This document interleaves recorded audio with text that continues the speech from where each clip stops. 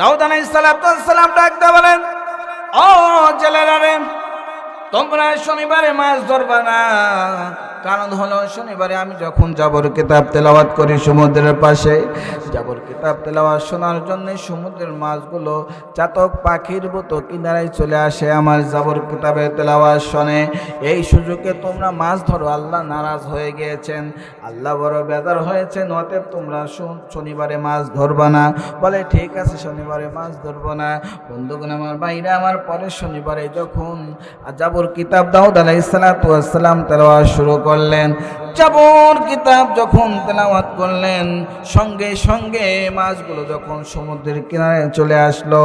এইবার আল্লাহ তাআলা নিষেধ এবং দাউদ পয়গম্বরও নিষেধ করেছেন, এই কারণে তারা বাধা দিয়েছেন, বাধা দিয়েছেন, মাটি দিয়ে বাধা দিয়েছেন, তাদেরকে যেন যেতে না পারে। জাবর কিতাব তেলাওয়াত বন্ধ করে দিল, মাছগুলো আর যেতে পারল না, তারা বাধায় আটকা পড়ল।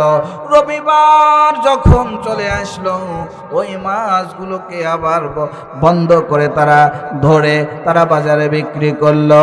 আল্লাহ বড় নারাজ হয়ে গেল। আল্লাহ বলেন, এই কৌশলটা তো আমি মানি না। ওয়ামাকারু ওয়ামাকারাল্লাহ ওয়াল্লাহু খায়রুল মাকিরিন।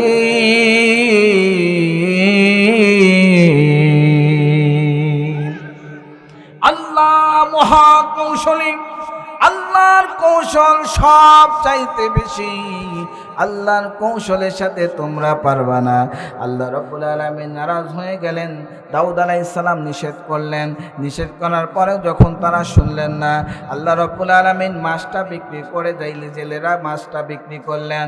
বিক্রি করে যখন রাতের বেলায় ঘরে গেলেন, বড় আনন্দ, বড় উৎসবের সাথে, আনন্দর সাথে যখন ঘরে গেলেন, খেয়ে দিয়ে যখনই ঘুমাইয়া গেলেন, ঘুমানোর পরে সকালে উঠে দেখে সব মানুষগুলো বানরে পরিণত হয়ে গিয়েছে। মেয়েরা মেয়ে বানর, ছেলেরা ছেলে বানর, মুরব্বীরা মুরব্বী বানর, ছোট ছোট মাসুম সন্তানেরা ছোট্ট ছোট বানরে রূপান্তরিত হয়ে গিয়েছে। মানুষগুলো, আশেপাশের এলাকার মানুষগুলো, তারা বানর দেখার জন্য চলে গেল। লাগ দেয়া বলে, জেলেরা কোথায়? জেলে করে জেলেদের তো আর দেখি না। লক্ষ্য করে দেখে জেলে আর নাই, জেলে তো আর জেলে নাই, সব হয়েছে বানর।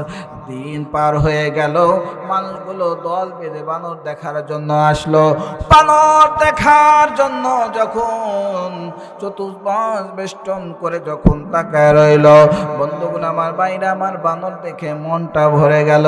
এইবার তারা আফসোস করতে লাগলো, আল্লাহর কথাও অমান্য করা যাবে না, আল্লাহর সাথে বেয়াদবি করা যাবে না, মানুষকে কষ্ট দেওয়া যাবে না, আল্লাহর সাথে নাফরমানি করা যাবে না। এই বলে মানুষগুলো চলে গেল। 3 দিন তারা বানর অবস্থায় রইল। এরপরে সমস্ত বানরগুলি আল্লাহ পাক ধ্বংস করে দিলেন। বন্ধুগণ আমার, ভাইরা আমার, আমি আপনাদেরকে বলতে চাই, যারা চ্যালেঞ্জার যারা গাড়ি চালায়, যারা হাতে বালা, কানে দুল, মাথায় ফুল নিয়ে ঘোরে, আপনি মনে করবেন এটা সাধারণ কোনো মানুষ হতে পারে না। এটা হলো ওই দাউদ আলাইহিস সালামের ওই যুগের ছেলে বানর। ওই সময় বানর দেখেন নাই, শুনেছেন কোরআন কারিমের। আজ যাদেরকে এই আচরণ দেখবেন, যারা চ্যালেঞ্জার ছাড়া গাড়ি চালায়, মানুষকে কষ্ট দেয়, রাত জেগে যারা বক্স বাজায় মানুষকে কষ্ট দেয়, আনন্দ ফুর্তি করে, এরা ওই দাউদ আলাইহিস সালামের সময়ের যে বানর, এরা হলো এই বানর। দেবে ঠিক? বন্ধুগণ আমার, ভাই আমার, সাবধান হয়ে যান। কোরআনের কারিমের কাছে আসেন, কোরআন কারিমের সূচিত সায়েন্স আশ্রয় গ্রহণ করেন। আল্লাহ রাব্বুল আলামিন বলেন, বান্দারে, তোমরা যখন কোরআন পড়বা, কোরআন ধরবা, কোরআন অনুযায়ী জীবন গঠন করবা, আমি আল্লাহ রাব্বুল আলামিন ঘোষণা করে দিলাম। সূরা হামিম সিজদার মধ্যে বলেন, তাতানাজ্জালু আলাইহিমুল মালাইকা। আল্লাহ রাব্বুল আলামিন বলেন, যেই সমস্ত যুবক যুবতী, বৃদ্ধ আবার বৃদ্ধ, যেই সমস্ত মানুষগুলি কোরআন পড়ে, কোরআন ধরে, কোরআনকে আঁকড়ে ধরে, কোরআন অনুযায়ী জীবন গঠন করে, আমি আল্লাহ রাব্বুল আলামিন তাদের উপর রহমতের ফেরেশতা নাজিল করে দেয়। জোরে বলেন সুবহানাল্লাহ। রহমতের ফেরেশতা বেষ্টন করে থাকেন। এই রহমতের ফেরেশতাগুলি চতুষ্পাশ বেষ্টন করে আমার ওই বান্দার প্রশংসা করতে থাকে। এক সাহাবী রাসূলের হাতে হাত রেখে কালেমা পড়ে মুসলমান হলেন। মুসলমান হওয়ার পরে রাতে যখন কোরআনের তেলাওয়াত শুরু করলেন, তিনি চিন্তা করলেন আমি মুসলমান, নবীর হাতে হাত রেখে কালেমা পড়ে মুসলমান হয়েছি, নবীর হাতে হাত রেখে কালেমা পড়ে মুসলমান হয়েছি। রাত তো আমাকে জাগতে হবে, রাতের সময় গভীর রজনীতে আল্লাহর কাছে ফরিয়াদ করতে হবে, আল্লাহর কাছে চাইতে হবে। আল্লাহর কাছে যদি চাই আল্লাহ তাআলা কবুল করবে। এই কারণে গভীর রজনী রাসূলের হাতে হাত রেখে কালেমা পড়ে মুসলমান হওয়ার কারণে তিনি যখন কোরআনের তেলাওয়াত শুরু করলেন, কোরআনের তেলাওয়াত যখন শ্রুতি মধুরভাবে শুরু করলেন, এমন সময় লক্ষ্য করে দেখে তার বাড়ির আঙিনাতে একটা উট বাঁধা ছিল। উটটা লাফাতে শুরু করলো। তিনি ভয় পেলেন, বিস্মিত হয়ে গেলেন, কোরআন পড়া বন্ধ করে দিলেন, উটটা থেমে গেল। এইবার যখন ঘরের মধ্যে চলে গেলেন, মনের মধ্যে তৃপ্তি মেটে না কোরআনকে ভালোবাসার কারণে, কোরআনকে মহব্বত করার কারণে। কোরআন বুকে নেয়, চুমু দেয়, আবার বিছানায় শুয়ে পড়ে। এরপরে ভালো লাগে না, মন খুলে কোরআনের তেলাওয়াত করবো, আল্লাহর সাথে কথা বলবো, কিন্তু কেন ওই উটটা লাফাতে থাকে, আমার ভালো লাগে না। আবার বাহিরে চলে আসলেন। আসার পরে আবার যখন কোরআনের তেলাওয়াত শুরু করলেন, কোরআনের তেলাওয়াত শুরু করতে দেরি, উটটা আবার লাফাতে দেরি হলো না। এইভাবে একবার নয়, দুইবার নয়, তিনবার কোরআনের তেলাওয়াত শুরু করতে চাইলেন। এত সুন্দর কণ্ঠ দিয়ে যখন কোরআনের তেলাওয়াত করবে, উটটা লাফাতে থাকে, কিন্তু কোরআনের তেলাওয়াত তিনি বন্ধ করে ঘরের মধ্যে চলে যায়। তিনি তার অন্তরের মধ্যে ভয় ঢুকে গেল, হয়তো দুষ্ট জিনের আসর হতে পারে। বন্ধুরা আমার, ভাইরা আমার, সুবে সাদিক চলে আসলো। গভীর রজনী শেষ হয়ে গেল।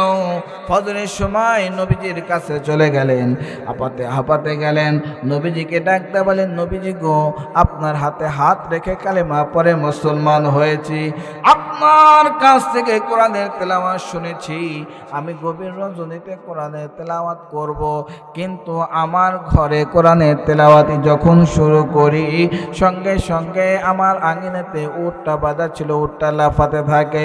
আমি ভয় পেয়ে গেলাম, বিস্মিত হলাম, কোরআনের তেলাওয়াতটা বন্ধ করে দিলাম।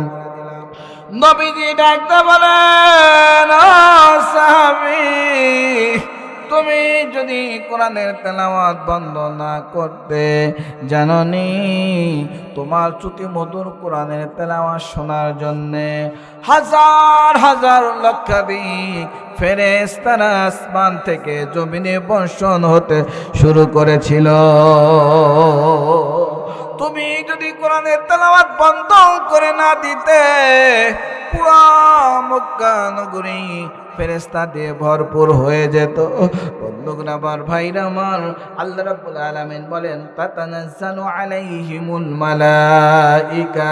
বান্দা যখন কোরআন পড়ে, বান্দা যখন মহব্বতের সাথে কোরআন পড়ে, বান্দা যখন কোরআনটা ধরে, কোরআন অনুযায়ী জীবন গঠন করা দীপ্ত শপথ গ্রহণ করে, আল্লাহ রাব্বুল আলামিন বলেন, আমি ওই বান্দার উপর রহমতের ফেরেশতা নাজিল করে দেই।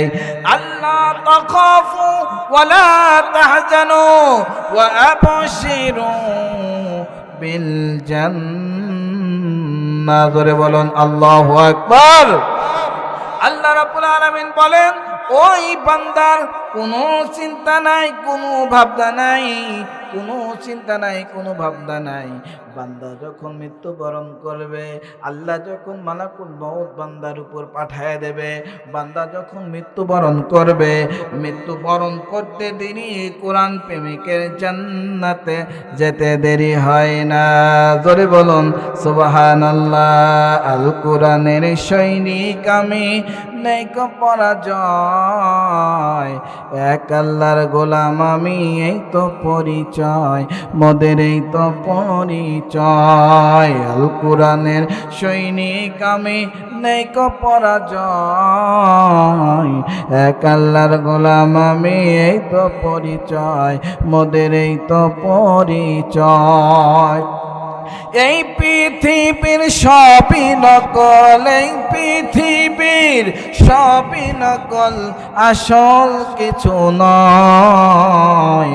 এক আল্লাহর গোলাম আমি, এই তো পরিচয় মোদের, এই তো পরিচয়। জোরে বলুন না আল্লাহু আকবার।